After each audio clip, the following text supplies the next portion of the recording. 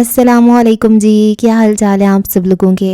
मैं उम्मीद करती हूँ कि आप सब बिल्कुल ठीक ठाक होंगे, खैर खैरियत से होंगे। नावल अनकबूत बाय नूर राजपूत की ये किस्त नंबर 81 है। पैलेस की ऊंची मेहराबों वाले लाउंज में खामोशी अपनी पूरी रोनाई से कायम थी। बाहर बर्फ़ मुसलसल बरस रही थी और खिड़कियों के पार सफ़ेद गालों की तह ज़मीन पर बिछती गई। दरख्तों की उरियां शाखें बोझ के नीचे झुककर एक बेबसी की तस्वीर बनी खड़ी थी। अंदर भारी आतिशदान में आग जल रही थी, जिसकी सुनहरी रोशनी सुरमई और भूरी दीवारों पर लरसते साए डाल रही थी। उस सकूत में सिर्फ एक आवाज़ गूंज रही थी, अखबार के औराक पलटने की। मिस्टर जोसेफ अपनी मखसूस कुर्सी पर नीम दराज बैठे थे। स्याह बालों के बीच चमकती हुई पेशानी और आंखों पर टिकी ऐनक के पीछे एक सुकून भरी संजीदगी थी। उनकी उंगलियां पुरसुकून अंदाज में अखबार के सफ़े पलट रही थीं, जैसे दुनिया में कोई तूफ़ान उठा ही ना हो। लेकिन सीढ़ियों के किनारे पर कदमों की आहट ने माहौल की फ़िज़ा बदल दी। जॉर्ज नीचे उतर रहा था। हर कदम के साथ उसके कंधे मज़ीद झुक रहे थे। उसके चेहरे पर ऐसी मुर्दनी छाई थी जैसे वो एक लम्हे में बरसों का सफ़र तय कर आया हो। आंखों के गिर्द स्याह हल्के, होंठ खुश्क और निगाहों में खौफ और थकन की मिली जुली झलक। वो नीचे पहुंचकर रुक गया। सामने मिस्टर जोसेफ को देखा, अभी भी अखबार में गुम, जैसे कुछ हुआ ही ना हो। उसके दिल की धड़कन बेकाबू हो गई। लम्हे भर को वो बचपन में लौट गया, जब कोई गलती करने पर बाप के सामने खड़ा होकर उसे लगता था ज़मीन फट जाए। आज भी वैसा ही लग रहा था। मिस्टर जोसेफ की कुर्सी के पीछे दीवार पर टंगी उनकी वो ड्रैकुला जैसी तस्वीर अपनी हैबत लिए उसे देख रही थी। करीब पहुंचकर आखिरकार उसने लब खोले। डैड, उसकी आवाज़ भारी थी। मुझे आपसे बात करनी है। मिस्टर जोसेफ ने अखबार के कोने को हल्का सा मोड़ा, मगर नज़रें ना उठाईं। सुन रहा हूँ। जॉर्ज ने गहरी सांस खींची। आपने देखा ना जो कुछ हो रहा है, वीडियो, खबरें, लोगों की बातें, पूरा मीडिया मेरे ख़िलाफ़ है। आप कुछ नहीं कहेंगे, ना गुस्सा करेंगे, ना सवाल। मिस्टर जोसेफ ने अखबार से नज़रें हटाए बगैर सफ़ा पलटा। गुस्सा? उनकी आवाज़ पुरसुकून मगर गहरी थी। गुस्सा तो उस पर आता है जिससे तवक्को ना हो और वो धोखा दे। मैंने तुम्हें हमेशा लड़ना सिखाया है जॉर्ज। हालात चाहे जितने भी कड़े हों, एक जोसेफ कभी झुकता नहीं। मुझे यकीन है तुम इसे हैंडल कर लोगे। ये सुनकर जॉर्ज पल भर को साकत रह गया। उसे लगा था मिस्टर जोसेफ उस पर बरहम होंगे, एक बार फिर उसे बुज़दिल कहेंगे, मगर नहीं, आज उन्हें यकीन था वो हैंडल कर लेगा। मगर डैड, मेरी वजह से आप पर उंगलियां उठ रही हैं। पूरा मुआशरा आपको कसूरवार ठहरा रहा है कि आपने मुझे काबू में नहीं रखा। मैं शर्मिंदा हूँ। अब मिस्टर जोसेफ ने पहली बार अखबार तय किया और मेज़ पर रख दिया। उनकी गहरी आंखें सीधा जॉर्ज के अंदर तक उतर गईं। शर्मिंदगी इंसान को तोड़ देती है, मगर एहसास गलती उसे मजबूत बनाता है। हाँ, तुमने गलती की है। एक लम्हे की कमज़ोरी थी, मगर कमज़ोरी को कमज़ोरी तभी कहा जाता है जब उसे तस्लीम किया जाए। बाकी दुनिया के लिए वो जुर्म है। जॉर्ज ने सर झुका लिया, जैसे हर लफ्ज़ उसकी हड्डियों में चुभ गया हो। मैं जानता हूँ, और इसका बोझ मैं अपनी ज़िंदगी भर उठाऊँगा। ये सुनते ही मिस्टर जोसेफ की आवाज़ में सख्ती आ गई। बोझ उठाना काफ़ी नहीं है जॉर्ज। तुम्हें साबित करना होगा कि तुम इस बोझ के नीचे दबने की बजाय इससे ऊपर उठ सकते हो।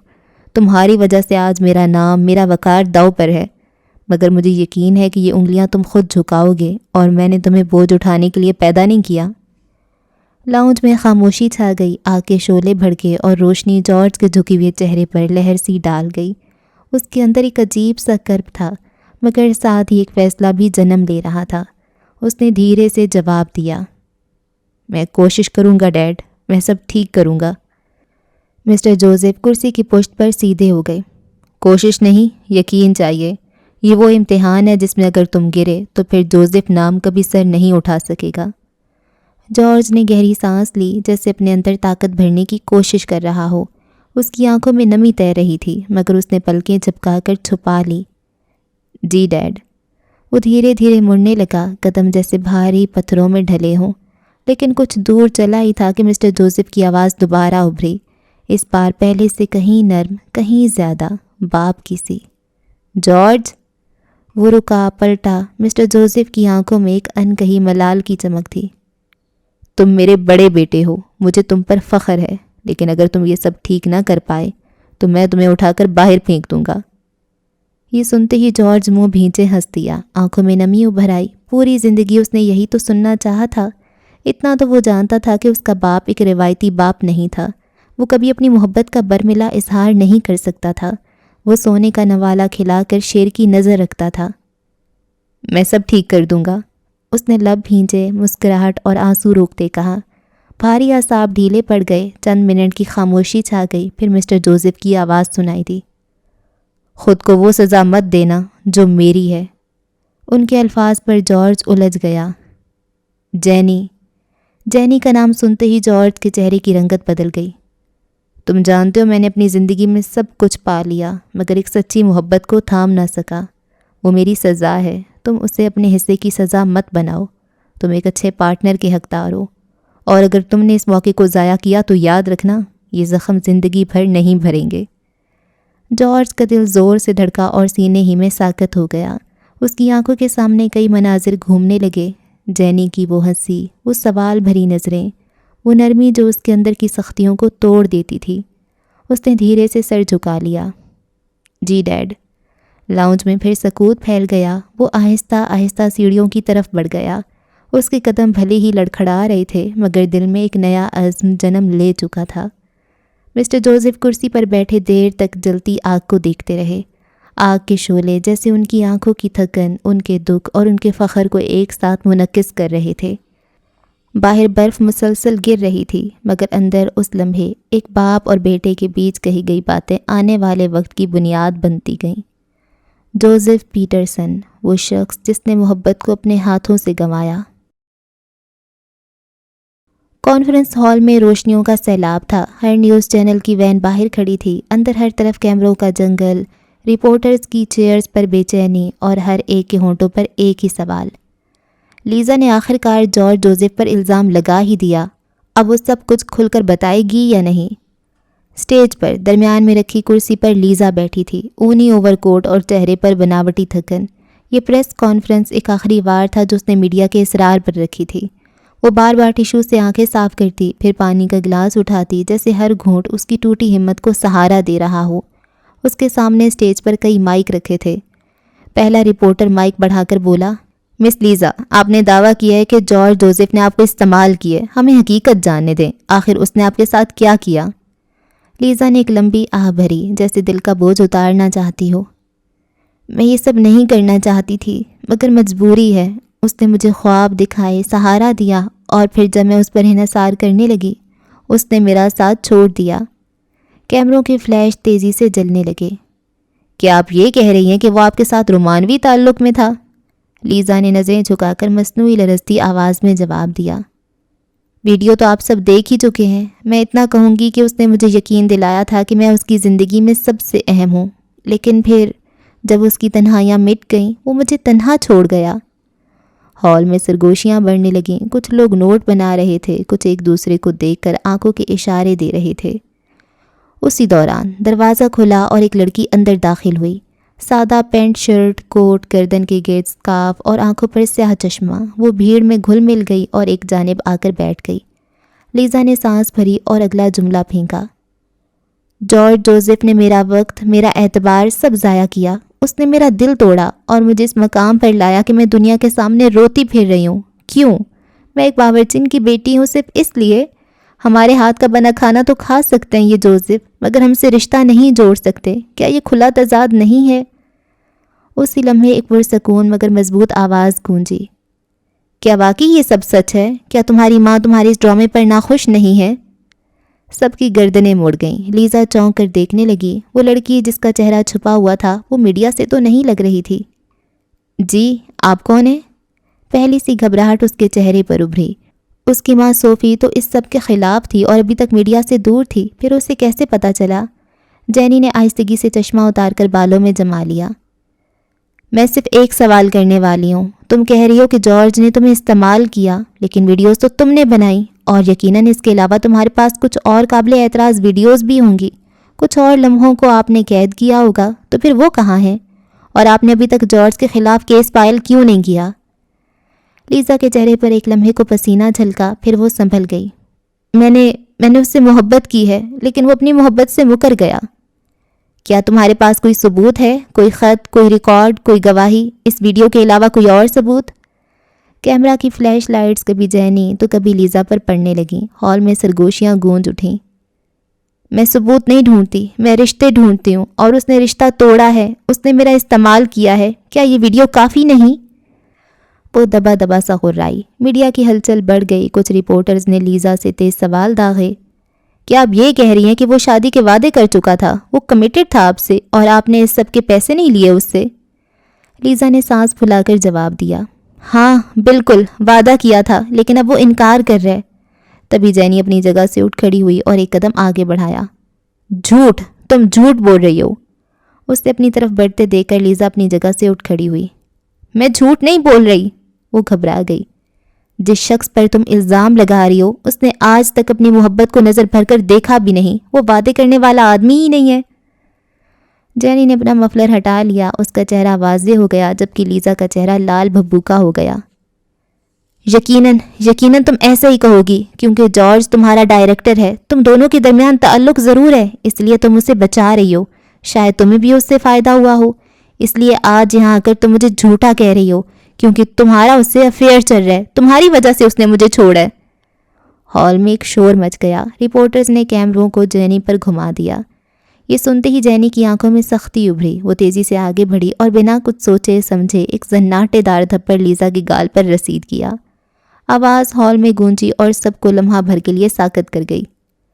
کافی ہو گیا لیزا، جس شخص پر تم انگلی اٹھا رہی ہو وہ ایسا انسان ہے جس نے اپنی زندگی کے ہر رشتے کو عزت دی۔ تم اسے جھوٹے الزام سے بدنام نہیں کر سکتی۔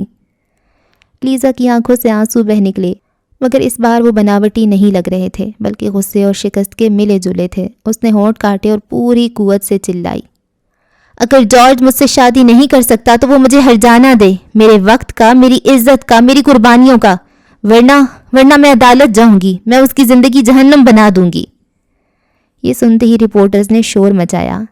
کیا واقعی یہ بلیک میلنگ نہیں؟ کیا یہ ایک ڈیمانڈ ہے؟ یہ بلیک میلنگ ہے، صحافت کے سامنے ایک جھوٹ کا کھیل، اور میں گواہ ہوں کہ جارج جوزف نے کبھی کسی عورت کو ایسے دھوکے میں نہیں رکھا۔ جواب جینی کی طرف سے آیا تھا اور اب وہ سٹیج پر کھڑی تھی۔ میڈیا کو اگلے کئی ہفتوں کے مرچ مسالے کی خبر مل چکی تھی۔ ایک ایکٹریس نے سرعام ہاتھ اٹھایا تھا۔ ہال میں شور گونجا۔ رپورٹرز اپنی اپنی لائنیں ٹائپ کرنے لگے۔ کچھ لیزا کی شکل دیکھ کر مسکرا رہے تھے، جیسے وہ سچائی بھانپ چکے ہوں۔ سب کو جینی کی طرف متوجہ دیکھ کر لیزا نے کرسی کے بازو تھامے اور ہچکیوں سے رو پڑی۔ وہ ایک کم عمر بے وقوف لڑکی تھی۔ تم سب ملی ہوئی ہو، تم سب چاہتے ہو کہ میری آواز دب جائے، لیکن میں خاموش نہیں بیٹھوں گی۔ آواز ہمیشہ سچ کی گونجتی ہے لیزا، جھوٹ شور مچا سکتا ہے مگر زندہ نہیں رہ سکتا۔ ہال میں ایک بار پھر کیمروں کی روشنیوں کا طوفان اٹھا اور لیزا وہ ایک لمحے کو سب کی نظروں کے سامنے ٹوٹ گئی۔ اس کے جھوٹ کا پردہ چاک ہو گیا، مگر خود پر ضبط کرتی ہال کے پچھلے دروازے کی جانب بھاگی۔ اس کا یہ ڈرامہ جینی رابرٹ کی وجہ سے فیل ہو گیا، مگر وہ ہار نہیں مانے گی۔ جبکہ جینی نے ایک طائرانہ نظر سب پر ڈالی۔ میرے خیال سے آج کے لیے اتنا کافی ہے۔ اس نے سیاہ چشمہ نیلی آنکھوں پر جما لیا اور سیڑھیاں اتر کر دروازے کی جانب بڑھی، جبکہ رپورٹرز کا سیلاب کیمرے اور مائک اٹھائے اس کے پیچھے لپکا۔ Conference star light production house. Star light production house کی وسیع و عریض عمارت روشنیوں میں نہائی ہوئی تھی۔ باہر میڈیا کی گاڑیوں کا ہجوم تھا۔ کیمرے اور مائک ہاتھوں میں تھامے رپورٹر ایک دوسرے سے سبقت لے جانے کے جنون میں تھے۔ عمارت کے اندر داخل ہوتے ہی سیکیورٹی کے کڑے حصار میں لمبا سا ہال جگمگا رہا تھا۔ سٹیج کے سامنے کرسیاں بھری ہوئی تھیں۔ ہر سیٹ پر کوئی نہ کوئی رپورٹر، فوٹوگرافر اور بلاگر موجود تھا۔ سٹیج پر بڑی سی میز رکھی تھی جس کے پیچھے مائک سٹینڈ نصب تھے۔ ایک طرف سٹار لائٹ کا لوگو جھلک رہا تھا اور پیچھے سفید پردے پر روشنی کا عکس گہرا پڑ رہا تھا۔ ہال میں ایک عجیب سا شور تھا۔ لوگ بے چین تھے۔ سب کو انتظار تھا کہ آخر جارج جوزف کیا کہے گا، وہ کیا بیان دے گا، وہ اپنی صفائی میں کیا کہے گا۔ اسی شور میں اچانک سیکیورٹی کے چند اہلکار حرکت میں آئے۔ دروازہ کھلا اور جارج اندر داخل ہوا۔ کالے سوٹ میں، سفید شرٹ اور ٹائی کے ساتھ۔ اس کا سراپا سنجیدگی اور تھکن کا مجموعہ لگ رہا تھا۔ اس کی آنکھوں کے گرد ہلکے نمایاں تھے، قدموں میں بوجھ، مگر چہرے پر ایک ایسی ضد جو شاید اندر کے خوف پر غالب آنے کی کوشش کر رہی تھی۔ اس کے پیچھے اسسٹنٹ فائل سنبھالے چل رہا تھا۔ اسٹیج پر پہنچ کر جارج نے کرسی سنبھالی۔ روشنی براہ راست اس کے چہرے پر پڑ رہی تھی اور ہال میں کیمروں کے فلیش وقفے وقفے سے دمکتے رہے۔ سامنے کہیں ہجوم میں آخری قطاروں میں ایک لڑکی بیٹھی تھی۔ اس نے اپنے چہرے پر اسکارف اور سیاہ چشمہ رکھا ہوا تھا۔ وہ پرسکون بیٹھے سب کو دیکھ رہی تھی۔ کرسی پر بیٹھنے کے بعد جارج مائک کی طرف جھک کر گویا ہوا۔ اس کی آواز بھاری مگر صاف تھی۔ کچھ کہنے سے پہلے میں چاہوں گا آپ سب یہ سنیں۔ اس کے اشارے پر اسسٹنٹ نے ریکارڈنگ چلائی۔ لمحہ بھر بعد ہال میں لیزا کی آواز گونجنے لگی۔ تم برباد ہو جاؤ گے جارج، 3 دن ہے تمہارے پاس۔ نیک بننے کی کوشش مت کرو جارج، دنیا تمہاری حقیقت جان لے گی۔ تم مجھے ٹھکرا کر خود کو بچا نہیں سکتے۔ تمہارا سب کچھ برباد ہو جائے گا۔ تمہارا نام، تمہارا کریئر، تمہارا خاندان، سب خاک میں مل جائے گا۔ اور جب یہ سب چھن جائے گا تو وہ محبت بھی نہیں بچے گی جس کا تم دعویٰ کر رہے ہو۔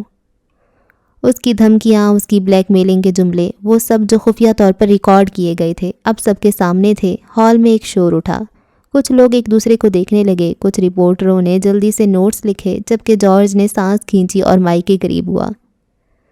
میں جارج جوزف ہوں، سٹار لائٹ پروڈکشن ہاؤس کے مالک کا بیٹا، لیکن آج میں یہاں صرف جارج کی حیثیت سے بیٹھا ہوں، کیونکہ اس سارے معاملے سے میرے ڈیڈ کا کوئی تعلق نہیں ہے۔ اگر میں غلط ہوں تو انگلی مجھ پر اٹھنی چاہیے، ان پر نہیں۔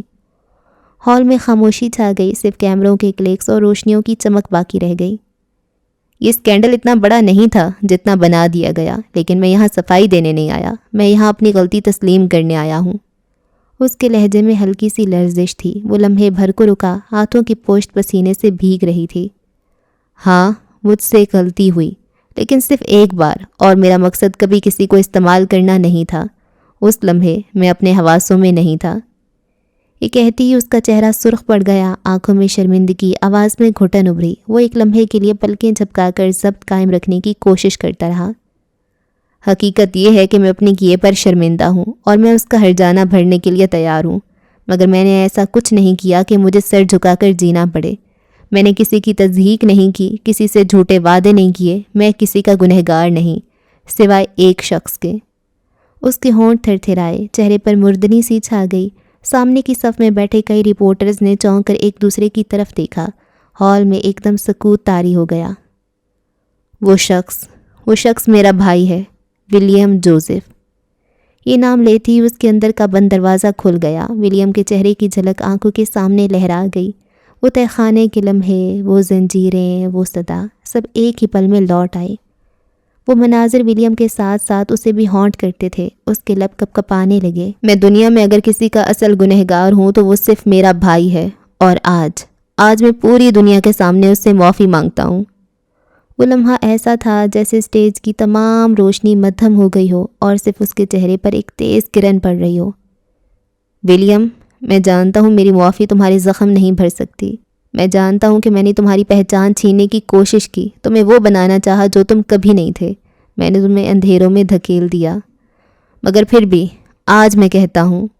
اس کی آواز بھر آئی، گلا رند گیا، آنکھیں میچ لیں اور دل پر ہاتھ رکھا۔ آئی ایم سوری ولیم، میں معافی چاہتا ہوں۔ بس یہ کہنے کی دیر تھی کہ آنکھوں میں نمی تیر گئی۔ وہ کیمروں کی طرف دیکھ رہا تھا جیسے وہاں ولیم کھڑا ہو، جیسے وہ اس کے اندر کی سسکیاں سن سکتا ہو۔ ہال میں گہرا سکوت پھیل گیا۔ رپورٹرز کے ہاتھ رکے رہے، سب لمحے بھر کو ساکت رہ گئے۔ آخری قطار میں بیٹھی لڑکی کے لب تھر تھرائے۔ اس نے اپنی مٹھی بھینچ لی، دل کے اندر ایک عجیب سی گونج ابھری، جبکہ جارج کے چہرے پر آنسوؤں کی چمک تھی۔ وہ بمشکل ضبط قائم کیے بیٹھا تھا۔ میں جانتا ہوں ہر غلطی، ہر گناہ کی معافی نہیں ہوتی، لیکن اگر ولیم نے دل کے کسی کونے میں مجھے معاف کر دیا تو یہ میری سب سے بڑی کامیابی ہوگی۔ یہ کہہ کر اس نے گہری سانس لی اور اپنی کرسی کی پشت سے ٹیک لگا لی۔ سینے کے مقام پر شدید جلن تھی، جبکہ ہونٹ بھینچے ہوئے تھے۔ فلیش لائٹس ایک بار پھر چمکیں، سوالوں کی بارش شروع ہوئی، لیکن جارج کے کانوں میں صرف اپنی آواز گونج رہی تھی۔ I am sorry William. Hall کا ماحول ایک لمحے کو جیسے عدالتی کٹہرے میں بدل گیا تھا۔ ایک بھائی نے دوسرے سے پوری دنیا کے سامنے معافی مانگ لی تھی، اور یہ معافی شاید آنے والے وقت کے بہت سے فیصلوں کی بنیاد بننے والی تھی۔ ہال کے آخری حصے میں نیم تاریکی چھائی ہوئی تھی۔ اسٹیج کی اس پار چمکتی روشنیوں کے باوجود پچھلی قطار ایک ایسی جگہ تھی جہاں چہروں کی پہچان ماضی کے آئینوں کی طرح دھندلا جاتی تھی، مگر آج نہیں۔ آج جارج کے لیے سب کچھ واضح تھا۔ اس کی نظریں جیسے خالی کرسی پر ٹھہر گئیں اور پھر وہ چہرہ ابھرا جسے وہ برسوں سے اپنے ذہن میں لے کر چل رہا تھا۔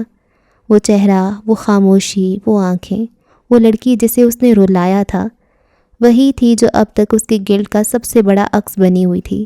وہ چہرہ دیکھتے ہی جارج کے اندر کچھ ٹوٹا اور کچھ جڑ گیا۔ وہ اب تک اپنے گناہ، اپنی غلطیوں اور اپنی ناکامیوں کے بوجھ تلے دبا ہوا تھا۔ یہی بوجھ تھا جس کے باعث وہ جینی سے بھی بار بار بھاگتا رہا۔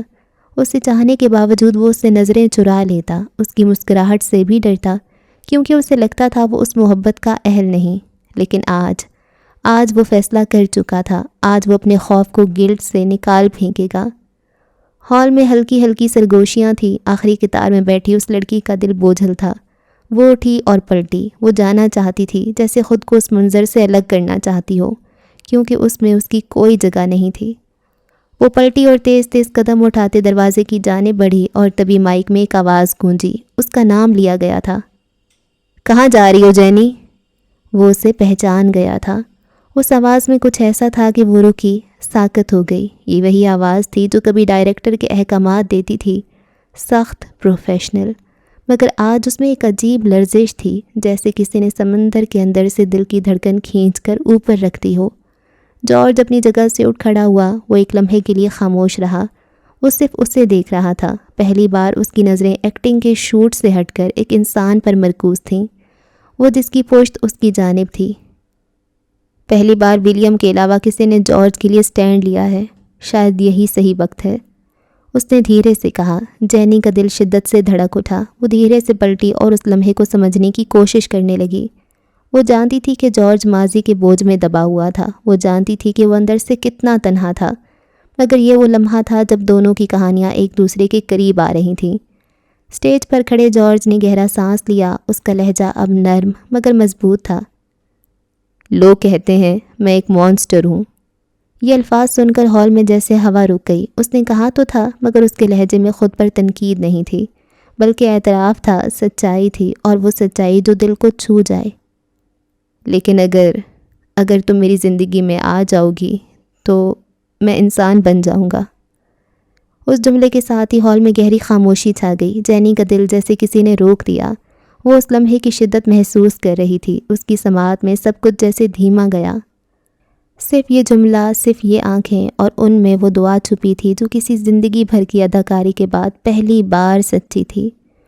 وہ اب بھی ساکت تھی۔ وہ اسے پہچان گیا تھا۔ اس نے پہلی بار اس کی آنکھوں میں دیکھا تھا، اور وہاں وہ سب دیکھ لیا تھا جو الفاظ سے نہیں کہا جا سکتا۔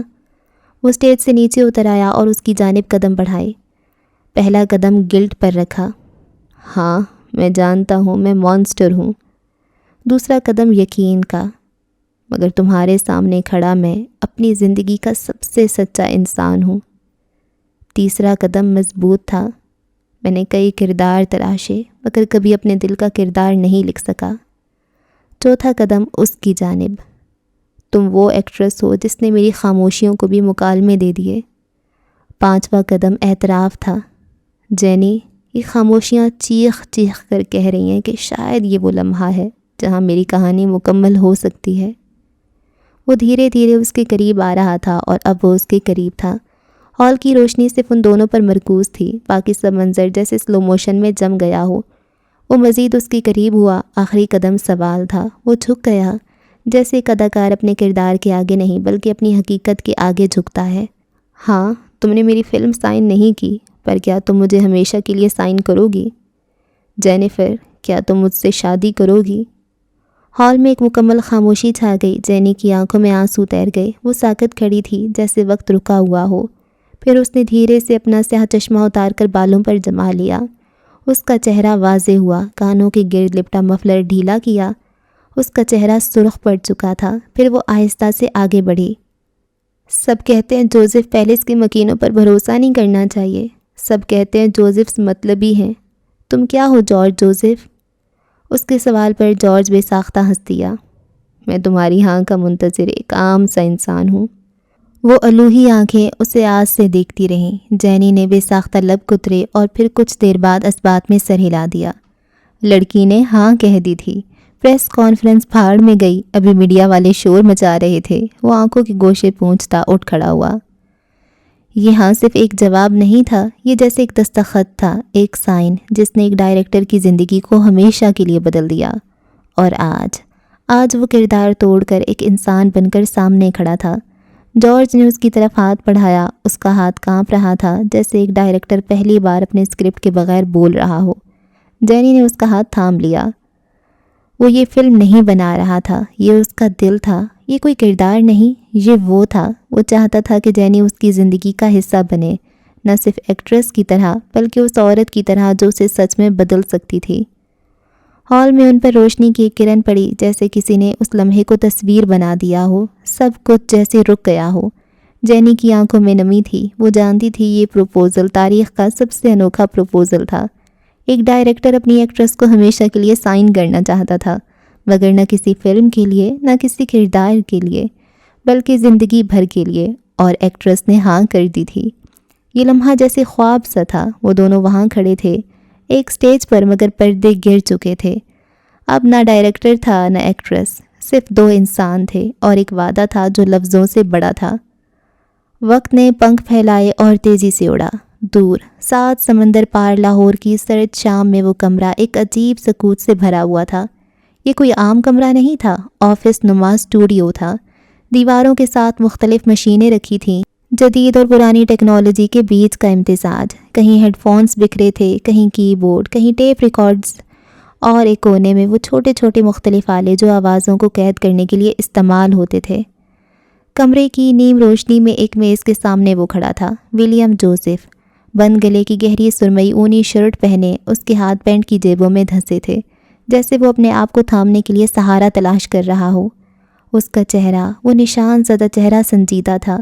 سامنے دیوار گیر بڑی اسکرین روشن تھی۔ اسکرین پر جارج تھا، اس کی آنکھوں میں پچھتاوا، لہجے میں لرزش، اور ہونٹوں پر وہ الفاظ جنہیں کہتی ہوئے شاید اس کی سانس رک رہی تھی، آئی ایم سوری ولیم۔ یہ سن کر اس کے اندر جیسے کوئی بند کمرہ کھل گیا۔ یادیں، اذیتیں، وہ راتیں جب اس نے تنہائی میں جارج کے ظلم سہے تھے، سب ایک دم سے آنکھوں کے سامنے زندہ ہو گئے۔ جارج معافی مانگ رہا تھا، مگر اس کی روح کی گہرائیوں میں وہ جانتا تھا کہ معافی سے زخم بھر نہیں سکتے، مگر شروعات تو ہو سکتی ہے۔ اس کی کتھئی آنکھیں لمحہ لمحہ نم ہو رہی تھیں، لب بھینچے ہوئے تھے جیسے ضبط ٹوٹنے کے قریب ہو۔ پھر اس نے گہری سانس لی اور اپنے وجود کو سنبھالنے کی کوشش کی۔ وہ خود ہی کہتا تھا کہ ہمارے اپنوں کی غلطیاں اتنی بڑی ہوتی ہیں کہ ہم انہیں معاف نہیں کر پاتے، مگر انہیں اپنی زندگی کے نقشے سے مٹا بھی نہیں سکتے۔ ہمیں ماننا پڑتا ہے کہ وہ ہمارے ساتھ جینے کے لیے ہی مقدر ہیں۔ وہ جانتا تھا ایک سرد دیوار ان دونوں بھائیوں کے بیچ ایک سرد دیوار تھی، شاید یہ کبھی نہ گرے، شاید پوری زندگی گزر جائے، مگر یہ دیوار کبھی مکمل نہ گرے۔ مگر شروعات کی جا سکتی ہے۔ اگر جارج نے ظلم تنہائی میں کیا تھا تو آج وہ معافی پوری دنیا کے سامنے مانگ رہا تھا۔ یہ کم نہیں تھا، یہ شاید ایک نئے سفر کی ابتدائی لکیر تھی۔ اس کی آنکھوں میں چمک ابھری، نمی نے راستہ بنایا، اس نے اپنے ہونٹ بھینچے، گہری سانس لی اور اپنے آپ کو ضبط میں رکھا۔ پھر اچانک اس کی نگاہیں اسکرین کے دوسرے کونے میں ٹھہر گئیں۔ وہاں جینی اور جارج کی تصویر نظر آئی۔ وہ دونوں ایک ساتھ اچھے لگ رہے تھے۔ میڈیا کو نئی خبر مل چکی تھی، لیزا کہیں پس منظر میں چلی گئی۔ ان دونوں کو ایک ساتھ دیکھ کر وہ دھیرے سے مسکرایا، وہ مسکراہٹ جس میں تھکن بھی تھی، قبولیت بھی، اور تھوڑی سی خوشی بھی، جیسے کسی نے اس کے دل پر پڑی برف کی تہہ پر ہلکی سی کرن ڈال دی ہو۔ کمرے میں سکوت ابھی باقی تھا کہ اچانک دیوار گیر اسکرین پر ایک نئی روشنی پھوٹی۔ نیل کالنگ، لائٹ ٹمٹمانے لگی۔ نیل اسے فون کر رہا تھا۔ اس نے گہری سانس لی اور میز پر رکھا فون اٹھایا۔ اسکرین پر نیل کا نام نیل رنگ کی روشنی کے ساتھ جھلملاتا تھا۔ ایک لمحے کے توقف کے بعد اس نے کال ریسیو کی اور موبائل ڈیسک پر رکھتے ہوئے ایئر بڈ اٹھا کر کان میں لگا لیا۔ ولیم، تم نے دیکھا وہ سب؟ نیل کی آواز میں ہلچل تھی، جیسے ابھی وہ منظر دیکھ کر اس کا سانس قابو سے باہر ہو گیا ہو۔ وہ سامنے اسکرین پر حیرت زدہ لگ رہا تھا۔ ہاں، دیکھا، اس نے مختصر جواب دیا۔ جارج نے، اس کی آواز لڑکھڑاتی سی ہوئی تھی، جیسے الفاظ کو ترتیب دینا مشکل ہو رہا ہو۔ جارج نے سب کے سامنے تم سے معافی مانگی۔ تم کیسا محسوس کر رہے ہو ولیم؟ ولی نے ایک لمحے کو آنکھیں بند کیں، دل پر بھاری پتھر سا رکھا ہوا تھا، مگر آواز میں ٹھہراؤ تھا۔ میں اس کے لیے خوش ہوں۔ میں جانتا ہوں وہ برسوں سے گلٹ میں جکڑا ہوا تھا، اور آج وہ آزاد ہو گیا ہے۔ دوسری طرف نیل کی آواز میں خوشی کی بجلی دوڑ گئی۔ اور تم نے دیکھا اپنے جارج نے ڈینی رابرٹ کو پروپوز کر دیا. او مائی گاڈ ولیم, وہ بھی سب کے سامنے, کیا سین تھا. اس کی خوشی دیدنی تھی. ولی کے لبوں پر ایک ہلکی سی مسکراہٹ ابھری. وہ دھیرے سے بولا, ہاں دیکھ ہے, وہ دونوں ایک ساتھ بہت اچھے لگ رہے ہیں. میں آج بہت خوش ہوں ولیم, بہت زیادہ. ولی نے لب بھینچ کر مسکراہٹ روکی. دل میں کسک بھی تھی اور سکون بھی. میں بھی. وہ بس اتنا ہی کہہ پایا. ایک پل کو دونوں طرف خاموشی چھا گئی, لیکن یہ خاموشی بوجھل نہیں تھی بلکہ ایک نئی آغاز کی گواہی دیتی تھی.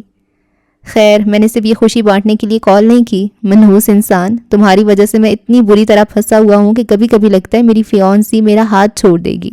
تم نے مجھے اتنا بزی کر دیا کہ سانس لینے کا وقت بھی نہیں ہے. یہ کام تم نے اپنے ذمہ لیا تھا, اپنی مرضی سے. ہاں جانتا ہوں, اور آج میڈم سیلینا کے ساتھ میٹنگ ہے. پلیز جلدی جوائن کرنا. اگر میں 1 منٹ بھی لیٹ ہوا تو وہ مجھے زندہ نہیں چھوڑیں گی. جبکہ ولی نے گہری سانس بھری, جیسے اپنے جذبات کو پیچھے دھکیل کر پھر سے پروفیشنل دنیا میں قدم رکھ رہا ہو. ٹھیک ہے, تم میٹنگ شروع کرو. شکریہ, ورنہ میں اپنی انگیجمنٹ کی انگوٹھی واپس لینے کو تیار تھا. کال بند ہو گئی. نیل کی بے چارگی پر وہ بس دھیما سا مسکرا دیا اور کرسی کھینچ کر بیٹھا. اس کا چہرہ دوبارہ سنجیدہ اور پرعزم ہو گیا. اس نے لیپ ٹاپ کھول کر ایک جانب رکھا اور انگلیوں کو ہلکی سی حرکت دی, جیسے ایک نیا کھیل شروع ہونے والا ہو. کچھ ہی دیر بعد اسکرین پر میٹنگ کا ایک نوٹیفیکیشن ابھرا. اس نے گہری سانس لے کر انوائٹ اوپن کیا. کمرے کی فضا پھر بدلنے لگی تھی. اسکرین 2 حصوں میں بٹ گئی. ایک جانب میڈم سیلینا کا چہرہ ابھرا, دوسری جانب نیل کا. اسے دیکھتے ہی میڈم سیلینا کی آنکھوں میں حیرت اور خوشی کی ملی جلی چمک ابھری. وہ کرسی پر سیدھی ہو کر بیٹھ گئیں, جیسے ان کے سامنے اچانک کوئی بھولا ہوا خواب حقیقت کا روپ دھار کر آ گیا ہو. رسمی کلمات کے بعد میڈم سیلینا گویا ہوئیں. یقین نہیں ہوتا, یہ واقعی تم ہو ولیم. ان کی بھاری مگر نرم آواز میں صدیوں کی مسافت اور شفقت کی جھلک تھی. ولی نے لمحے بھر کو نگاہ جھکائی, پھر دھیرے سے مسکرا دیا. یہ میں ہی ہوں. جبکہ میڈم سیلینا کے ذہن میں وہ بچہ ابھر آیا جو کبھی چیختا تھا, راتوں کو سوتے میں کانپ اٹھتا تھا, جس کے ہاتھ کانپتے ہوئے کھڑکیوں پر عجیب و غریب اشکال بناتے تھے. وہ کاغذ جن پر اس نے زنجیروں میں جکڑے ایک دھندلے شخص کی اسکیچنگ کی تھی, آج بھی ان کے دراز میں محفوظ تھے. مجھے آج بھی تمہاری وہ خواب یاد ہے ولیم. زنجیروں میں بندھا وہ سایہ, تمہاری کمزور سانسیں, وہ چیخیں جنہیں دوا بھی دبانے میں ناکام ہو جاتی تھی. اور تمہارے وہ اسکیچز میں نے آج تک سنبھال کر رکھے ہیں. تم جانتے ہو کیوں؟ کیونکہ مجھے یقین تھا ایک دن یہ بچہ خود اپنی زنجیریں توڑ دے گا. ولی کے لب تھر تھرا اٹھے. اس کی آنکھوں میں پرانی تصویریں جھلملائیں, مگر اس بار وہ کانپا نہیں. اس نے اپنی پشت سیدھی کی اور گہری سانس کے ساتھ خود پر قابو پایا. اور میں نے توڑ ڈالی. میڈم سیلینا کی آنکھوں میں اب فخر کی روشنی جگمگا اٹھی. آج تم میرے سامنے ایک مختلف شخص بن کر کھڑے ہو. وہ بچہ جو کبھی خوف کا قیدی تھا, آج آزاد ہے, اور سب سے بڑھ کر وہ آزاد رہتے ہوئے دوسروں کو آزادی دینا چاہتا ہے.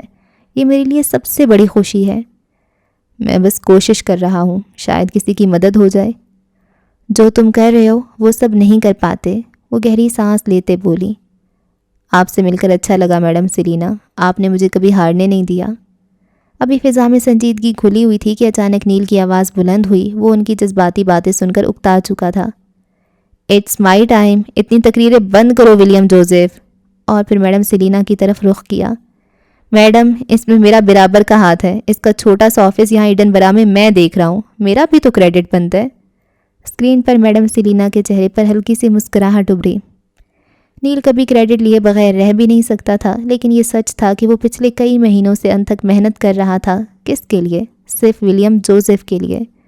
جب سے ولیم نے فیلڈ ریکارڈنگ شروع کی تھی تب سوچ لیا تھا کہ وہ اپنی کمزوری کو اپنی طاقت بنائے گا. نینسی یہی چاہتی تھی. وہی آوازیں جو کبھی اسے ڈراتی تھیں آج اس زندگی کی پہچان بن گئی تھیں. اس نے انہیں قید کرنے کی بجائے آزاد کر دیا. اب اس کا مقصد ان قدرتی آوازوں کو جنہیں وہ ریکارڈ کرتا تھا قدرتی میوزک میں ڈھالنے کا تھا. اس میوزک کو, اس ویڈیو کو ان بچوں اور ان روحوں تک پہنچانا تھا جو تنہائی میں قید تھے, جو اس جیسی بیماری میں قید تھے, جو سو نہیں پاتے تھے. اور اس نے کر دکھایا. اس لڑکے نے نہ صرف ایک مکمل میوزک ویڈیو بنا لی ہے بلکہ میری مدد سے ایڈن برا میں اپنی ایجنسی بھی کھول لی ہے. میڈم سیلینا کی آنکھوں میں حیرت کی چمک دوڑ گئی. واقعی؟ وہ حیران ہوئی. جوزف کا بیٹا اپنے باپ کے سہارے کے بنا اپنی پہچان بنا رہا تھا, اور یہ سب نیل کے بغیر ممکن بھی نہیں تھا. اس نے آدھا وقت اپنے کیفے میں گزارا، آدھا میری ایجنسی میں۔ تم اور کیا کیا کر سکتے ہو ولیم؟ وہ دلچسپی سے پوچھنے لگی۔ جو آوازیں کبھی میرے زخم تھیں آج وہی میری طاقت ہے۔ میں مصنوعی آوازیں تخلیق کر سکتا ہوں، میں قدرتی خاموشی کو بھی نغمہ بنا سکتا ہوں۔ یہ سب آپ کی وجہ سے ممکن ہوا۔ آپ نے مجھے کبھی نفسیاتی بچہ نہیں کہا، آپ نے مجھے آرٹسٹ کہا تھا۔ ولیم، تم نے مجھے فخر دیا ہے، انہوں نے قلم اٹھاتے ہوئے کہا۔ کچھ دیر خاموشی چھائی رہی۔ وہ اپنی نوٹس بک پر قلم سے ہلکی سی لکیریں کھینچتی رہیں جیسے سوچ رہی ہوں۔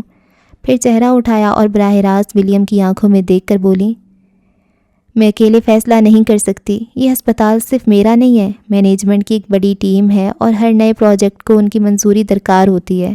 لیکن وہ لمحے بھر کو رکی، آنکھوں میں اطمینان ابھرا۔ لیکن مجھے یقین ہے یہ کام ہو کر رہے گا۔ میں نے تمہاری ویڈیو دیکھی ہے، اس میں وہ سکون ہے جس کی تلاش مریضوں کو برسوں رہتی ہے۔ یہ محض قدرتی آوازوں کا میوزک نہیں، ایک تھیراپی ہے۔ ہم جلد اس کو لانچ کریں گے اور اسے باضابطہ طور پر ہسپتال کا حصہ بنا لیں گے۔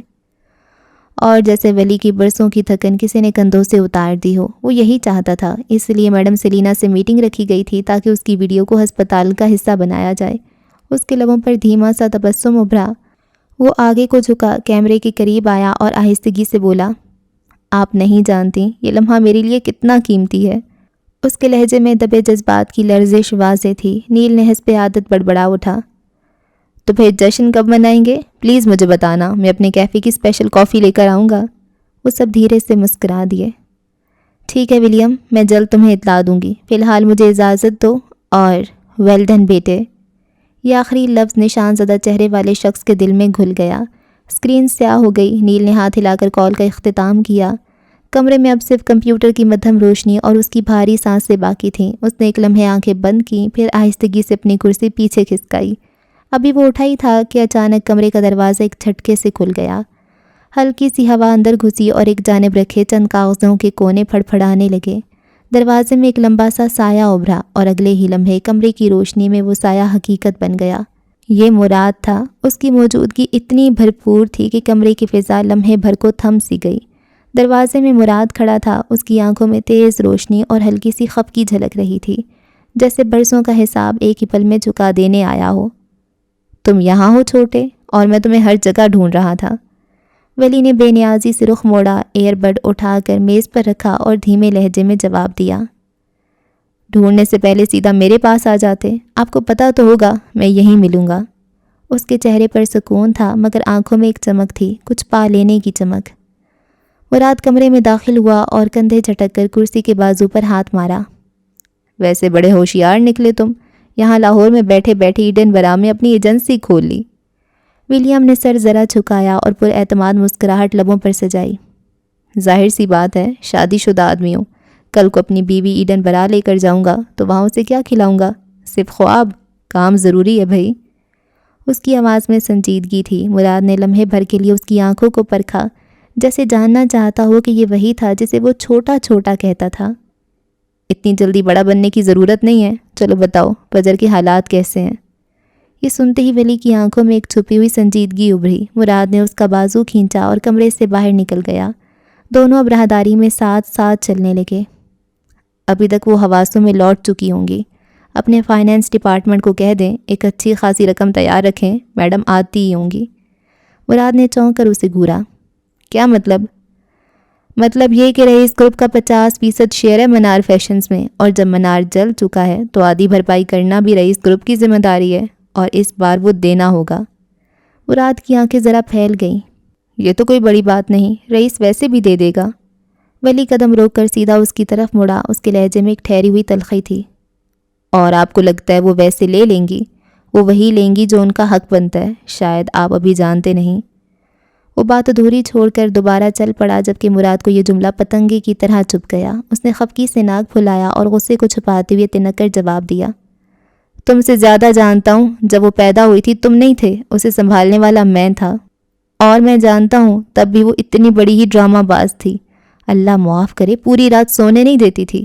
کاش مجھے پتا ہوتا بڑی ہو کر ایسی بنے گی تو کچھ دم درود کروا لیتا۔ ولی کے ہونٹوں پر ایک دبی دبی مسکراہٹ ابھری، مگر اس نے ضبط کر لیا۔ تمہیں شکر ادا کرنا چاہیے کہ تمہاری بیگم کا اتنا خیال رکھا تھا میں نے۔ اٹھائے اٹھائے پھرتا تھا اسے، اور آج دل کرتا ہے۔ وہ رک گیا۔ مراد نے تیز نظروں سے اس کا چہرہ پڑھنے کی کوشش کی۔ آپ آج بھی کچھ نہیں کر سکتے کیونکہ وہ آج بھی آپ کو عزیز ہے۔ بس یہ ایک جملہ مراد کے دل پر سیدھا لگا۔ اس کے چہرے پر بدلتے تاثرات کی لہر دوڑ گئی۔ اس نے بے رخی کا غلاف اوڑھنے کی کوشش کی، مگر اندر کی لرزش اس کے چہرے پر عیاں ہو گئی۔ اب ایسی بھی بات نہیں ہے۔ وہ چہرہ دوسری جانب موڑ گیا۔ ولی نے فرصت سے ہاتھ جیبوں میں ڈالے اور ایک بار اور کیا۔ اچھا تو پھر بتائیں کہ آپ کو برا نہیں لگتا جب اس کے ساتھ کچھ برا ہوتا ہے؟ کیا وہ آج بھی آپ کے لیے وہی بچی نہیں ہے جسے آپ اڈاپٹ کرنا چاہتے تھے؟ یہ جملہ مراد کی کمزور رگ پر جا لگا۔ وہ لمحے بھر کو گڑبڑا گیا، مگر فوراً لہجہ سخت کر لیا۔ بس ایسی کوئی بات نہیں ہے، اور وہ اب بچی نہیں ہے بلکہ زہریلی مکڑی بن چکی ہے جو مجھے ڈسنے کا کوئی موقع ہاتھ سے جانے نہیں دیتی۔ ٹھیک ہے پھر چھوڑ دیتا ہوں اسے، ویسے بھی میں ان سب سے تنگ آ گیا ہوں۔ وہ پلٹا اور سکون سے چل دیا، مگر مراد کا سکون برباد ہو گیا۔ 1 2 3 اور اگلے ہی لمحے مراد جھپٹ کر اس کی گردن دبوچ چکا تھا۔ چھوٹے، ایسے سوچنا بھی مت، اس کا نہ ہونے والا اڈاپٹیو باپ ابھی زندہ ہے۔ میں تمہیں ایسے نہیں جانے دوں گا۔ یہ سنتے ہی وہ ہنس دیا، اتنا بے ساختہ کہ مراد کی گرفت ڈھیلی پڑ گئی۔ پہلے مراد کو فجر رئیس کی نسبت سے زیادہ عزیز تھی، مگر اب اسے جب پتہ چل چکا تھا کہ وہ وہی بچی تھی جسے وہ اڈاپٹ کرنا چاہتا تھا تو وہ اسے مزید عزیز ہو گئی تھی۔ راہداری میں روشنی اور سائے کھیل رہے تھے، دونوں کے درمیان لفظوں کی یہ کشمکش ایک بار پھر رشتے کی ڈور کو کھینچ لائی تھی۔ تمہارا رشتہ تمہارے بھائی سے ٹھیک ہو گیا؟ رشتے کبھی مرتے نہیں، وہ صرف ضد اور خاموشی کے پردوں کے پیچھے چھپ جاتے ہیں۔ مراد خاموش کھڑا تھا، مگر اس کے چہرے پر ایک انکہی قبولیت کے آثار تھے۔ جب ہی کبھی دشمنی کے لفظ بھی رشتے کی شدت کی گواہی ہوتے ہیں۔ جو رشتہ دل سے جڑا ہو وہ گردن دبانے پر بھی ٹوٹتا نہیں۔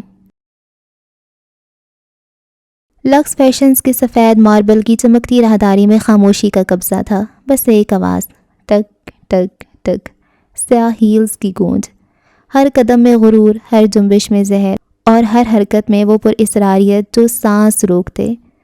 منار آ رہی تھی، لمبا سیاہ کوٹ پہنے، جس کی جھلک زمین پر بکھرتی جا رہی تھی۔ کھلے بال ہوا کو چیرتے ہوئے کندھوں پر گر رہے تھے۔ سیاہ چشمے کے پیچھے چھپی آنکھیں کسی ایسے شکاری کی تھیں جو صدیوں سے شکار کھیل رہا ہو۔ دروازے کے قریب پہنچی تو ایک جھٹکے سے وہ کھل گیا، شیشے کی ہلکی سی ٹکراہٹ کے ساتھ۔ اندر سونیا سلطان کرسی پر بیٹھی تھی، سامنے رکھی فائلز اور کافی کا مگ جیسے پل بھر میں بے معنی ہو گیا۔ اس کے چہرے پر موجود پرسکون نقاب ایک لمحے کو پھسل گیا، اس کا سکون منار کو دیکھتے ہی برباد ہو گیا۔ ہیلو سونیا، خیریت ہے؟ تم ملنا چاہتی تھی؟ اس نے اندر آتے ایک ہلکی سی مسکراہٹ کے ساتھ کوٹ اتارا، کرسی پر ڈالا اور نرمی سے بیٹھ گئی جیسے یہ جگہ اسی کی ہو۔ سونیا کے ہاتھ کپ کپائے، مگر اس نے خود کو سنبھال لیا۔ 5 سال سے وہ اس عورت کے کھیل میں قید تھی۔ اس کی ہر سانس، ہر فیصلہ، ہر لمحہ سب منار کے ہاتھوں کی کٹ پتلی تھا۔ میں آزادی چاہتی ہوں منار۔ 5 سال تم نے جو کچھ کہا میں نے کیا، تمہارا ہر گندا کھیل کھیلا، تمہاری ہر سازش پوری کی، مگر اب میرا کام ختم ہو چکا ہے۔ میرے بھتیجے کو رہا کر دو، ہم پیرس جا رہے ہیں، ٹکٹس بک ہیں، میں ہمیشہ کے لیے چلی جاؤں گی۔ منار چند لمحے بھویں سکیڑے اسے دیکھتی رہی اور پھر اس کا کہکا ابھرا۔ اس کی آواز میں اتنی کرختگی تھی کہ کمرے کی دیواریں بھی جیسے لرز گئیں۔ اور تم چاہتی ہو کہ میں تم پر یقین کر لوں ایک لمحے میں؟ اگر تم نے دھوکہ دیا تو؟ سونیا کے چہرے پر سختی ابھری، آنکھوں میں برسوں کی قید، بلیک میلنگ اور زخموں کا غصہ جھلکنے لگا۔ وہ منار سے نفرت کرتی تھی، اورنگزیب خاندان سے بھی، ان کی وجہ سے اس کا باپ مارا گیا۔ وہ رئیس سے ہمیشہ مقابلے بازی کرتی رہی اور پھر ایک دن منار لوٹ آئی۔ کھیل بدل گیا۔ جس منار سے وہ نفرت کرتی تھی وہ منار اس کی کمزوریوں سے واقف تھی۔ بزنس وومن کی حیثیت سے اس کے چند سیاہ کارنامے تھے جنہیں منار نے بڑے سلیقے سے استعمال کیا، اور سونیا کی سب سے بڑی کمزوری شہرام تھا، اس کا بھتیجا جو اب بھی منار کی قید میں تھا۔ 5 سال میں کبھی دھوکہ نہیں دیا، اب کیوں دوں گی؟ تم نے میری دنیا اجاڑی، میری کمپنی کے خلاف میرے ہی ہاتھوں وار کروائے۔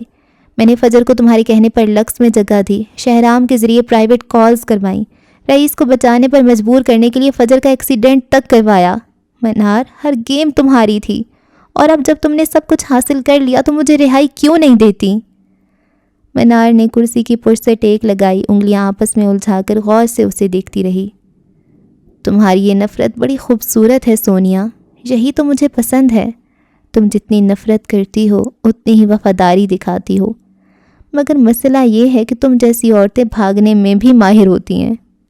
سونیا کے ہاتھ مٹھیوں میں بند ہو گئے۔ میں بھاگ نہیں رہی، میں ختم کر رہی ہوں یہ کھیل۔ میرے بھتیجے کو چھوڑ دو، میں نے سب انتظام کر لیے، پیرس ہمارا نیا آغاز ہوگا۔ منار نے چشمہ اتارا اور اس کی سیاہ آنکھوں میں وہی سرخی جھلکی جیسے کسی ڈائن کی آنکھوں میں چمکتی ہے۔ اگر میں نے تمہیں آزاد کر دیا تو بدلے میں کیا ہے؟ صرف تمہاری یقین دہانی؟ اس نے ابرو اٹھا کر سونیا کو دیکھا۔ یقین سے بڑھ کر اور کیا چاہیے؟ میں جا رہی ہوں، تمہارے کھیل میں مزید حصہ نہیں لوں گی۔ میں تھک چکی ہوں، میرا بھتیجا ہی میری دنیا ہے، پلیز اسے رہا کر دو۔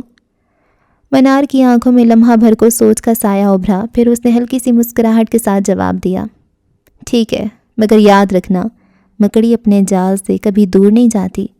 چاہے تم پیرس چلی جاؤ یا دنیا کے آخری کنارے، یہ دھاگے ہمیشہ تمہیں میری طرف کھینچتے رہیں گے۔ سونیا کا گلا خشک ہو گیا۔ وہ جانتی تھی کہ منار کا کہا کوئی عام دھمکی نہیں، اس عورت کی ہر بات، ہر جملہ حقیقت میں بدلنے کی طاقت رکھتا تھا، مگر فی الوقت اسے رہائی مل رہی تھی، یہی کافی تھا۔ اگر میں یہ جال توڑ دوں؟ منار ہنستی۔ جال توڑنے کی کوشش کرنے والے خود اس میں پھنس جاتے ہیں، تم نے دیکھا نہیں؟ 5 سال، اور تم آج بھی میرے سامنے بیٹھ کر رہائی مانگ رہی ہو۔ سونیا نے پل بھر کو آنکھیں بند کیں، وہ تھک چکی تھی، مگر اس کی آنکھوں میں اب بھی ایک چمک باقی تھی، امید کی چمک۔ تمہیں یقین دلا رہی ہوں منار، چند دن میں چلی جاؤں گی، ٹکٹس میرے پاس ہیں، پیرس ہمارا نیا آغاز ہوگا۔ اس نے پھر سے دہرایا۔ کمرے میں خاموشی چھا گئی، دونوں عورتیں ایک دوسرے کو دیکھ رہی تھیں، ایک شکاری کی نگاہیں، ایک شکار کی مزاحمت۔ منار نے آخر کار آہستگی سے کہا، اچھا دیکھتے ہیں، یاد رکھو اگر تم نے ذرا سا بھی قدم الٹا رکھا تو نہ پیرس بچے گا نہ تمہارا بھتیجا۔ سونیا نے سر جھکا کر آہستگی سے جواب دیا، میں دھوکہ نہیں دوں گی، یہ میرا وعدہ ہے۔ ٹھیک ہے پھر کافی تو پلاؤ۔ سونیا نے ضبط کرتے ہوئے انٹرکام پر کافی آرڈر کی۔ کچھ دیر وہ بیٹھی رہی، کافی پیتے ہوئے پرشوق نگاہوں سے سونیا کو دیکھتی رہی، پھر اٹھ کھڑی ہوئی، اس کے سیاہ کوٹ کی جھلک پھر سے ہوا میں لہری۔ دروازہ کھلا، وہ واپس راہداری میں قدم رکھتی گئی، تک تک تک ہیلز کی آوازیں پھر گونجنے لگیں۔ سونیا کرسی پر بیٹھی رہ گئی، مگر اس کے دل کی دھڑکن ابھی بھی تیز تھی۔ 5 سال کا کھیل ختم ہو رہا تھا، مگر یہ آخری ملاقات تھی یا ایک نئے کھیل کی شروعات؟ اس سوال کا جواب شاید صرف منار کے پاس تھا۔ سونیا سلطان پیرس جا رہی تھی، مگر منار کے زہریلے دھاگے اس کے ساتھ اڑنے کے لیے تیار تھے۔ 2 دن مزید گزر چکے تھے۔ لاہور کی ہوا میں اب بھی جلے ہوئے کپڑے، پگھلے ہوئے شیشوں اور راکھ میں چھپے خوابوں کی بو گھلی ہوئی تھی، مگر اس صبح فجر کے اندر کا موسم بدل چکا تھا۔ اس کی آنکھوں میں اب آنسو نہیں تھے، صرف ایک خاموش ٹھہری ہوئی روشنی تھی، جیسے کسی طوفان کے بعد دریا اپنی سطح پر واپس آ گیا ہو۔ منار فیشنز کی عمارت پر مرمت کا کام شروع ہو چکا تھا۔ مزدوروں کی آوازیں، ہتھوڑوں کی ٹک ٹک اور اینٹوں کی سرسراہٹ ہر سمت سنائی دیتی تھی۔ وہ لمحہ بلمحہ اپنی بکھری سلطنت کو دوبارہ جڑتا دیکھ رہی تھی، مگر اس کے دل کے کسی کونے میں ایک ناقابل بیان خالی پن تھا۔ یہ خالی پن جلے ہوئے پتھروں یا گرے ہوئے شلفوں کا نہیں تھا، یہ خالی پن رشتے کا تھا، خون کے اس رشتے کا جس نے اس کے خوابوں کو آگ لگا دی تھی۔ وہ بھی کچھ دیر پہلے ہی وہاں سے لوٹی تھی۔ منار فیشنز کی بالائی مرکزی ہال کی وہ جگہ جہاں کبھی شوریم ہوتا تھا، اب ملبے میں دبی تھی، مگر اس نے وہاں کھڑے ہو کر ایک لمحے کے لیے آنکھیں بند کی تھیں اور دل ہی دل میں خود سے کہا تھا، ہاں یہ میرا انجام نہیں، یہ صرف میرا امتحان ہے۔ اور اب وہ گھر کی بالائی منزل کے لاؤنج میں تھی، چائے کے بھاپ اڑاتے کپ کے ساتھ وہ کرسی پر ٹیک لگا کر بیٹھی تھی۔ نیچے لان میں باغبانوں کی آوازیں گونج رہی تھیں، آسمان دھند میں لپٹا تھا۔ زندگی کے پچھلے چند سال اس کی نگاہوں کے سامنے ایک فلم کی طرح گھوم گئے۔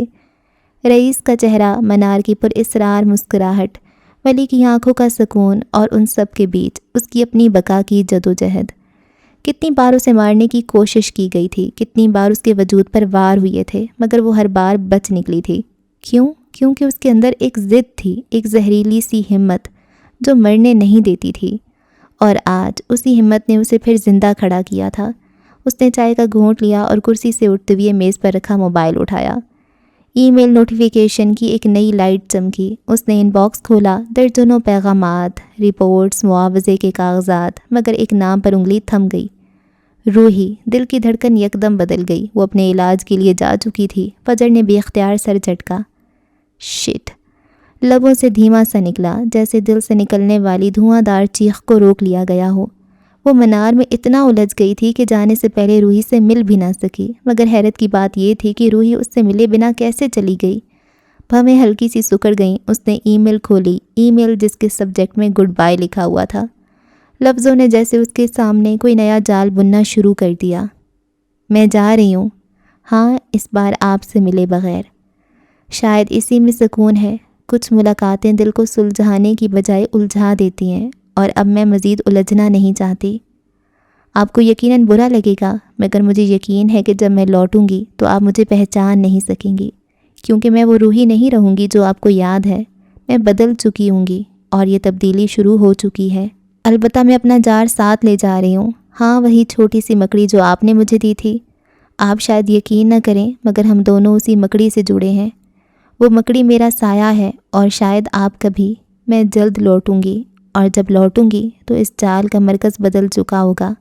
خدا حافظ، روحی۔ فجر کی انگلیاں اسکرین پر ٹک گئیں۔ کمرے کی خاموشی میں صرف دل کی دھڑکن سنائی دے رہی تھی۔ ای میل کے آخری جملے نے جیسے فضا میں سردی پھیلا دی۔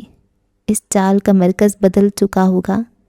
وہ لمحے بھر کے لیے گہری سانس لے کر اٹھی اور کھڑکی کے پار دیکھا۔ آسمان پر گہری دھند پھیل چکی تھی، جیسے کسی نے شیشے پر سانس بھری ہو۔ نیچے لان میں ایک مکڑی اپنے جال پر چمکتی اوس میں آہستہ آہستہ حرکت کر رہی تھی۔ البتہ فجر کے لبوں پر ایک عجیب سی مسکراہٹ ابھری۔ ایک نئی سوچ اس کے اندر سر اٹھا چکی تھی۔ مکڑی اور وہ جال، وہ جس جال میں اسے پھنسایا گیا تھا، اسے اب وہ جال توڑنا تھا۔ اس نے موبائل پر ایک نمبر ڈائل کیا۔ اسکرین پر اب ہسبینڈ لکھا چمک رہا تھا، مگر کال نہیں اٹھائی گئی۔ پھر اس نے ایک اور نمبر ملایا۔ یس میڈم، یہ ایک گارڈ تھا۔ صاحب یہیں ہیں یا چلے گئے؟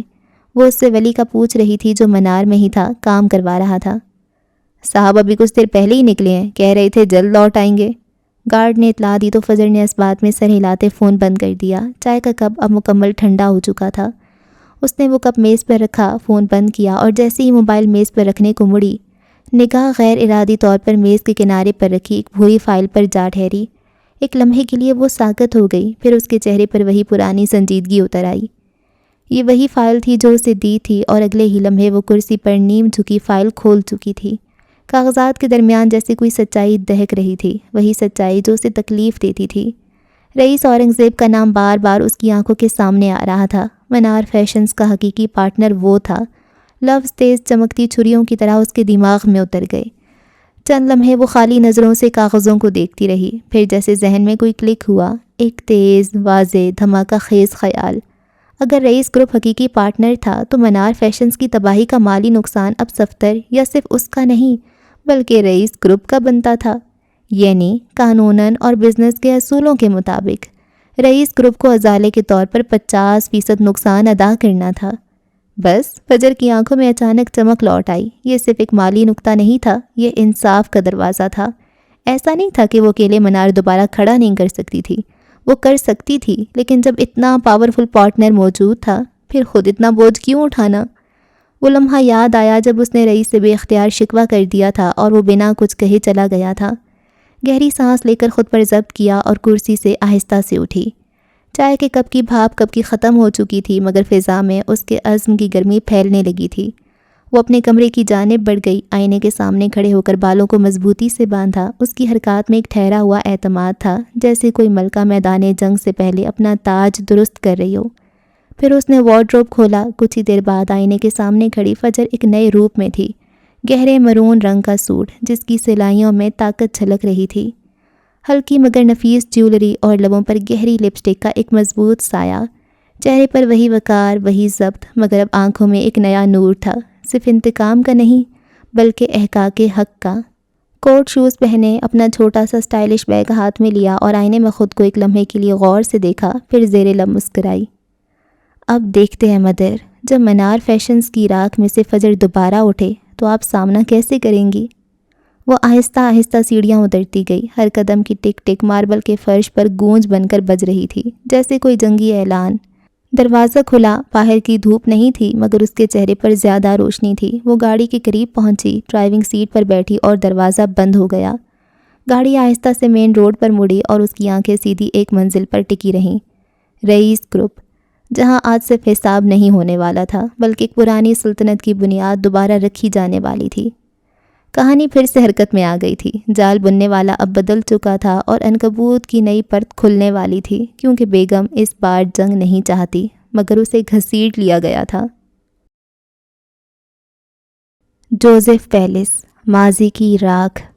شام کے دھندلے سائے جوزف پیلس کی بلند دیواروں پر رینگ رہے تھے۔ چمنی کے سامنے ایک بھاری کرسی پر مسٹر جوزف بیٹھے تھے، آنکھوں پر عمر کی لکیر مگر چہرے پر وہی سرد پن جو ان کی پہچان تھا۔ ٹی وی کی روشنی ان کے چہرے کے نقوش پر ہلکی چمک ڈال رہی تھی۔ اسکرین پر جارج کا چہرہ نمایاں تھا، جینی کے ساتھ اس کے اعتراف، اس کے الفاظ، اس کا ندامت بھرا لہجہ۔ اسکرین پر تبصرے جاری تھے۔ جارج کے اس کنفیشن کے بعد اس کے کئی بڑے کمرشل کینسل کر دیے گئے ہیں، مگر ایک بات طے ہے، اس شخص نے سچ بول کر دنیا ہلا دی ہے۔ مسٹر جوزف نے آہستہ سے ریموٹ اٹھا کر ٹی وی میوٹ کر دیا۔ ٹی وی خاموش ہوا مگر اندر کی آوازیں جاگ اٹھیں۔ چہرہ اسپاٹ تھا مگر آنکھوں میں ایک نرم سی لرزش، دکھ کی ہلکی سی رمق جو برسوں سے دبی ہوئی تھی۔ انہوں نے لمبی سانس لی، کمر سیدھی کی اور لمحے بھر میں جیسے ماضی کا پردہ کھل گیا۔ اس دھند میں جہاں افق اورنگزیب تھی، ان کی محبوب بیوی۔ وہ دن جب قسمت انہیں ایک بار پھر سے ملا رہی تھی۔ سٹرلنگ کے قدیم چرچ کے قریب شوٹنگ جاری تھی۔ سڑک کے کنارے سفید اسکارف میں لپٹی ایک عورت کھڑی تھی، آنکھوں میں گھبراہٹ، ہاتھوں میں کوئی فائل۔ وہی تھی افق۔ اسے دیکھ کر جوزف کے قدم ایک لمحے کو رک گئے، سانس جیسے اٹک گئی۔ وہ عورت جو کبھی ان کی زندگی کی سب سے بڑی حقیقت تھی، آج ایک اجنبی شہر کی گلی میں کھڑی تھی، لیکن وہ نخوت سے رخ موڑ گئی۔ 5 سال، پورے 5 سال گزر گئے تھے اسے غائب ہوئے۔ 5 سال جوزف نے اسے ڈھونڈا تھا اور اب حالیہ وہ انہیں یہاں سٹرلنگ میں ملی تھی۔ وہ آج پھر منت کرنے آئی تھی، پلیز مجھے جانے دو جوزف، پلیز۔ لیکن جوزف نے اس کی التجا کبھی سنی ہی نہیں، کیونکہ اس وقت وہ اپنی انا کے ہاتھوں مجبور تھے۔ ایک عیسائی مرد اور وہ بھی دوبارہ شادی شدہ، یہ صرف گناہ نہیں بلکہ مذہب کی نظر میں حرام عمل تھا۔ ان کی پہلی بیوی روزینہ ایک مہذب، نیک مزاج خاتون تھیں۔ جب جوزف نے اس سے افق کا ذکر کیا تو اس نے دل پر پتھر رکھ کر خود اجازت دی تھی کہ اگر جوزف چاہیں تو افق سے شادی کر لیں، مگر عیسائی مذہب اجازت نہیں دیتا۔ چرچ کے پادری نے کہا تھا، خدا کی نظر میں دوسری شادی کی کوئی اجازت نہیں۔ مگر جوزف نے افق سے محبت کی تھی، ایسی محبت جو مذہب کے قانون سے بڑی لگتی تھی، ایسی محبت جو خدا سے بڑی لگتی تھی۔ لہٰذا انہوں نے چرچ سے ہٹ کر ایک خفیہ نکاح کر لیا۔ ایک پادری نے دونوں کا ایجاب و قبول پڑھوایا اور وہ لمحہ ان کے لیے زندگی کی سب سے حسین یاد بن گیا۔ مگر وہ نکاح قانونی نہیں تھا، نہ چرچ نے تسلیم کیا، نہ حکومت نے رجسٹر کیا۔ محبت تھی مگر غیر قانونی۔ پھر جب افق حاملہ ہوئی تو اس کے اندر گناہ کا احساس سر اٹھانے لگا۔ وہ راتوں کو چیخ کر اٹھ بیٹھتی، ڈراؤنے خواب اسے سونے نہ دیتے۔ وہ ایک ہی بات بڑبڑاتی رہتی، ہم نے غلط کیا جوزف، یہ شادی گناہ تھی، میں نے اپنے ایمان سے بغاوت کی۔ جوزف نے بہت سمجھایا، خدا محبت ہے افق، اس نے ہمیں ملایا۔ مگر افق کی روح اضطراب میں تھی، وہ خود کو آگ میں جلتا ہوا پاتی، وہ خود کو تڑپتا ہوا دیکھتی، اور پھر وہ خواب نہیں حقیقت بن گیا۔ ایک دن وہ چلی گئی۔ جوزف نے ہر جگہ ڈھونڈا مگر افق کہیں نہ ملی۔ اس کے پاس پاسپورٹ، شناختی کارڈ، ویزا، سب کچھ پہلے جوزف کے قبضے میں تھا۔ اس کی ذہنی حالت جس قدر بگڑ چکی تھی، جوزف کو یہی خدشہ تھا، مگر اب وہ جانا چاہتی تھی تو جا نہیں سکتی تھی۔ اور پھر 5 سال بعد جب وہ دوبارہ سامنے آئی تو مزید ٹوٹی ہوئی تھی۔ وہ پاکستان واپس جانا چاہتی تھی، صرف اپنے بیٹے کو لے کر، مگر قانون کہتا تھا کہ اگر شادی رجسٹرڈ نہیں تو بچہ اللیجیٹیمیٹ سمجھا جائے گا، اور وہ ماں اکیلی اسے لے کر ملک نہیں چھوڑ سکتی۔ یہ وہ لمحہ تھا جب جوزف کا ضمیر اور انا آمنے سامنے کھڑے تھے۔ پلیز جوزف، مجھے جانے دو، میرے کاغذات واپس دے دو، مجھے اپنے ملک جانا ہے، اپنے خاندان کے پاس۔ تم میرے بیٹے کو لے کر کہیں نہیں جا سکتی، وہ بے رحم ہوئے۔ ایسا مت کرو جوزف، واپس آ جاؤ افق، میں تمہیں آج بھی اپنا لوں گا، تم میری بیوی ہو۔ تمہاری بیوی؟ چرچ مانتا ہے، حکومت مانتی ہے، کوئی مانتا ہے؟ اس کی آواز میں چیخ تھی، گناہ کا اعتراف اور ایک عورت کی ٹوٹی ہوئی امید۔ محبت صرف ایک خطا تھی جوزف، میرے ایمان کی خطا۔ مسٹر جوزف کا جرم یہ نہیں تھا کہ وہ محبت میں پڑے یا انہوں نے عیسائی ہوتے ہوئے دوسری شادی کی، بلکہ ان کا جرم یہ تھا کہ انہوں نے سچ چھپایا اور ایک عورت کی واپسی کے راستے بند کر دیے۔ میں نے تمہارے لیے سب کچھ چھوڑا ہے، چرچ، برادری، ایمان، سب، اور تم نے مجھے ہی چھوڑ دیا۔ اور میں نے بھی تو چھوڑا ہے جوزف، وہ رو دی۔ میں نے اپنا مذہب، اپنے والدین، اپنی پہچان، سب کچھ تمہارے لیے قربان کیا، مگر اب میں خود کو پہچانتی نہیں۔ یہ زندگی، یہ گناہ، یہ محبت نہیں، عذاب تھا۔ محبت تمہارا عذاب نہیں، تمہاری پناہ تھی۔ جوزف نے رخ پھیرا۔ پناہ وہ ہوتی ہے جہاں دل سکون پائے، یہاں تو میرے دل میں صرف خوف تھا اور گناہ کا احساس۔ جوزف نے اسے اس کے کاغذات نہیں دیے، اس نے اپنی شادی رجسٹر نہیں کی، مگر وہ نہیں جانتا تھا کہ افق کیوں اس کی منتیں کر رہی تھی، کیونکہ اس دوران افق کی زندگی میں ایک سایہ داخل ہوا تھا، منار کا سایہ۔ وہ منار نہیں تھی جسے افق جانتی تھی، یہ ایک تاریکی میں لپٹی منار تھی جس کی آنکھوں سے روشنی رخصت ہو چکی تھی۔ وہ گزرے سالوں میں تاریک دنیا میں اپنی جگہ بنا چکی تھی اور پہلا بدلہ لینے اس کے پاس آئی تھی، کیونکہ اسی کی وجہ سے وہ آج اس حال میں تھی۔ نہ افق غلط قدم اٹھاتی، نہ وہ جوزف سے شادی کرتی اور نہ اسے رئیس کے ساتھ باندھا جاتا، نہ وہ فرقان کی جانب مائل ہوتی۔ اس سارے فساد کی جڑ وہی تو تھی، افق اورنگزیب۔ تمہارا آدھا خاندان مر چکا ہے افق، تم جیو گی تو کیا کرو گی؟ یہ جھوٹ ہے، وہ کانپ اٹھی۔ جھوٹ نہیں، حقیقت ہے۔ تمہاری سزا مجھے ملی، اب تمہیں اپنی سزا خود چننی ہے۔ افق نے کئی بار اورنگزیب حویلی رابطہ کرنے کی کوشش کی، مگر اس کی آواز، اس کا نام بھی کوئی سننا نہیں چاہتا تھا۔ منار اکثر آتی، اس کے الفاظ زہر کی طرح اس کے دل میں اترتے۔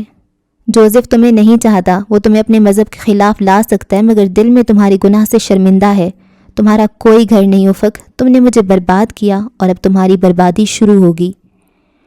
افق کے لیے یہ سب ناقابل برداشت تھا۔ وہ ہر روز فون کرتی، کبھی پاکستان، کبھی کسی پرانے نمبر پر، مگر دوسری جانب خاموشی تھی۔ دھیرے دھیرے افق کے اندر کی سانسیں ریزہ ریزہ ہونے لگیں، اس کی ذہنی حالت بگڑنے لگی۔ ایک رات وہ اپنے بیٹے کو دیکھتی رہی، چھوٹا سا وجود جو اس کے گناہ اور محبت کا نشان تھا۔ پھر وہ جوزف کی بے رخی اور منار کی سیاہی کی تاب نہ لا سکی۔ ایک شام اس نے خود کو ختم کر لیا، ہمیشہ ہمیشہ کے لیے، اور یوں ولیم مسٹر جوزف کو ہمیشہ ہمیشہ کے لیے مل گیا۔ اچانک ٹی وی کی تیز روشنی ان کے چہرے سے ٹکرائی تو چونک کر حال میں واپس لوٹے، چند لمحے یوں ہی ساکت رہے، پھر اپنی کرسی پر جھک گئے، چہرہ دونوں ہاتھوں میں گرا لیا۔ میں نے اسے نہیں مارا تھا، وہ بڑبڑائے، میں نے بس اسے جانے نہیں دیا تھا، اور ان کا نہ جانے دینا افق کو مار گیا۔ اور مسٹر جوزف آج تک اکیلے تھے۔ جوزف پیلس میں ہر آئینہ جیسے ان پر ہنستا تھا کہ جس نے محبت کے نام پر ایمان بیچ دیا اور انا کے نام پر محبت کھو دی، وہ آج بھی وہیں تھا، اپنے ہی محل میں قید، ایک ڈریکولا جو روشنی سے ڈرتا تھا، مگر اندھیرے میں رہنا اس کی سزا بھی تھی اور پناہ بھی۔ اوکے جی، تو اس ایپیسوڈ کو یہاں پہ ختم کرتے ہیں۔ اور اچھا، اب ان کا پارٹ بھی دکھایا جا رہا ہے۔ تو جارج نے قبول کر لیا ہے اور معافی مانگ لی ہے، اور جینی کو پرپوز بھی کر دیا ہے۔ اس نے ایک تیر سے 3 شکار کر دیے ہیں۔ ایک تو وہ لیزا والا قصہ ختم کیا، اپنے بھائی سے معافی مانگ لی جو اتنے عرصے سے اس کا اندر گلٹ تھا، اور اپنی محبت کو بھی پا لیا۔ واہ جی واہ، ڈائریکٹر صاحب نے یہ کام اچھا کر لیا ہے۔ اور اس کے علاوہ اچھا، تو یہ افق اور ان کا یہ سین تھا کہ وہ اس کو جانے نہیں دینا چاہتے تھے، اس کو اس کے ڈاکومنٹس نہیں دیتے تھے، اس لیے یہ گلٹ میں ابھی تک، اور ان کی شادی بھی رجسٹر نہیں ہوئی تھی۔ اچھا، دونوں نے مطلب ایک طرح سے اپنے اپنے خاندان اور اپنے اپنے جو بھی مذہب ہے اس کے اگینسٹ جا کے شادی کی، اور پھر دونوں کو ہی راس نہیں آئی۔ اور وہاں پہ منار جا کے اس کی برین واشنگ کرتی تھی۔ تو منار تو بہت زیادہ ہی کوئی ایول ہے، وہ صرف رئیس کے پیچھے نہیں ہے، وہ پوری دنیا کے پیچھے ہے کہ اچھا میں اس لیے فرقان گردیسی کی جانب مائل ہوئی تھی کیونکہ تم نے ایسا سٹیپ اٹھایا تھا جس کی وجہ سے میری رئیس کے ساتھ انہوں نے رشتہ طے کر دیا، اور پھر میں نے مطلب نا، منار نے خود تو معصوم چھوٹی کاکی چنی منی نے کچھ کیا ہی نہیں نا، مطلب سارے ایسے سرکمسٹانسز ہو گئے جس کی وجہ سے میں اس کی طرف مائل ہوئی۔ مطلب سب کا قصور ہے، ایک نہیں قصور تو منار کا نہیں قصور۔ صحیح ہے بھائی۔ اور ولیم بھی اپنا الگ سے ذریعہ معاش بنا رہا ہے، یہ بھی ٹھیک ہے، اچھی بات ہے۔ اور منار بھی اپنی دوبارہ سے سلطنت بنا رہی ہے. تو یہ پہلے اپنی فجر بنا رہی ہے. تو پہلے منار کا کوئی سین کر لینا. وہ تو پھر کبھی بھی فجر بن کے آئے گی، آگ لگا کے چلی جائے گی. کیا ہی کر لے گا کوئی؟ نہ اس کے خلاف کوئی کمپلین کر سکتا ہے، نہ کوئی پولیس کو بتا رہا ہے، نہ کچھ نہ کہاں. تو کچھ ہو ہی نہیں پا رہا. وہ تو کھلم کھلا آتی ہے، سب کو ڈرا دھمکا کے اس نے قید کیا ہوا ہے. سونیا آزاد ہو رہی ہے 5 سالوں کے بعد فائنلی. چلو اچھی بات ہے بیچاری. اور ہاں بس آہستہ آہستہ کہانی چل رہی ہے، آگے آگے دیکھتے ہیں ہوتا ہے کیا. چلے جی، اگلی ایپیسوڈ میں ہوتی ہے ملاقات. رکھیں دعا میں یاد. اللہ حافظ.